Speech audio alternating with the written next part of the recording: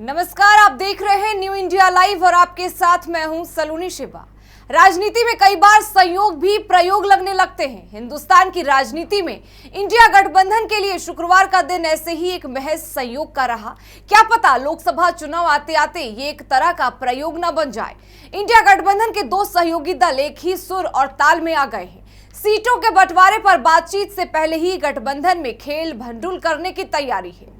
मुंबई में हुई इंडिया गठबंधन की आखिरी बैठक में फैसला हुआ था कि कोई भी नेता एक दूसरे के खिलाफ बयान नहीं देगा, पर अब तो सहयोगी दलों में कांग्रेस को कोसने की होड़ मच गई है। अब ऐसे में लोग तो पूछेंगे कि गठबंधन का क्या भविष्य है।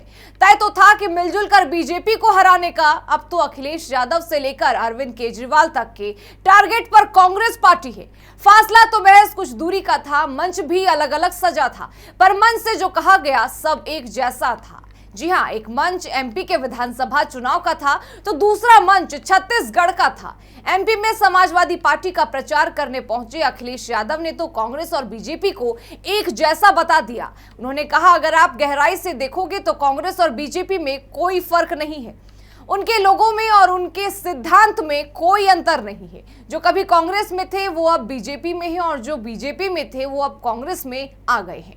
पिछड़ों और दलितों के आरक्षण को लेकर अखिलेश यादव ने ये बात कही कि कांग्रेस और बीजेपी को एक तराजू पर तौलकर अखिलेश यादव ने गठबंधन के लिए मुश्किलें खड़ी कर दी हैं। अरविंद केजरीवाल ने छत्तीसगढ़ में वही किया जो अखिलेश यादव ने एमपी में किया। दिल्ली के सीएम केजरीवाल ने कहा कि 75 साल बहुत बड़ा समय होता है। इस दौरान कांग्रेस और बीजेपी ने इतनी लूट मचाई है कि इनकी 7 पीढ़ियों का इंतजाम हो गया है। इंडिया गठबंधन बनने के बाद से अरविंद केजरीवाल ने कभी कांग्रेस के खिलाफ इतना बड़ा बयान नहीं दिया था। अचानक ऐसा क्या हो गया कि अखिलेश यादव और अरविंद केजरीवाल को कांग्रेस में खोट ही खोट नजर आने लगी है। कांग्रेस के साथ रहकर भी कांग्रेस से बैर। आम आदमी पार्टी और समाजवादी पार्टी दोनों विधानसभा चुनाव लड़ रही है। मुकाबला कांग्रेस से भी है और बीजेपी से भी। अपने लिए वोट मांगने के चक्कर में कांग्रेस को लपेटना क्या जरूरी था? अगर ये जरूरी भी था तो कांग्रेस और बीजेपी में फर्क नहीं होने के बयान के पीछे राजनीति क्या है? अरविंद केजरीवाल के करीबी नेता ने कहा कि पार्टी के विस्तार के लिए ये तो करना ही पड़ेगा। आम आदमी पार्टी एमपी, राजस्थान और छत्तीसगढ़ में चुनाव लड़ रही है। गुजरात चुनाव के बाद वह अब राष्ट्रीय पार्टी है।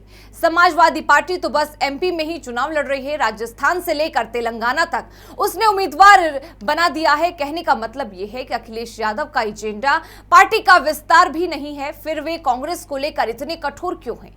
पार्टी के एक सांसद ने बताया कि हम यूपी में कांग्रेस को अपर हैंड नहीं देना चाहते हैं। हमारे नेता कह चुके हैं कि एमपी का बदला यूपी में लेंगे। चुनावी आंकड़े ये भी बताते हैं कि कांग्रेस के वोट की कीमत पर ही आम आदमी पार्टी और समाजवादी पार्टी का उदय हुआ। अब तैयारी लोकसभा चुनाव की है, इसमें लड़ाई अपनी अपनी सियासी जमीन बचाने और बढ़ाने की है। इसी के साथ फिलहाल अभी के लिए दे मुझे इजाजत। देश और दुनिया से जुड़े तमाम अपडेट्स के लिए बने रहें हमारे साथ और देखते रहें न्यू इंडिया लाइव।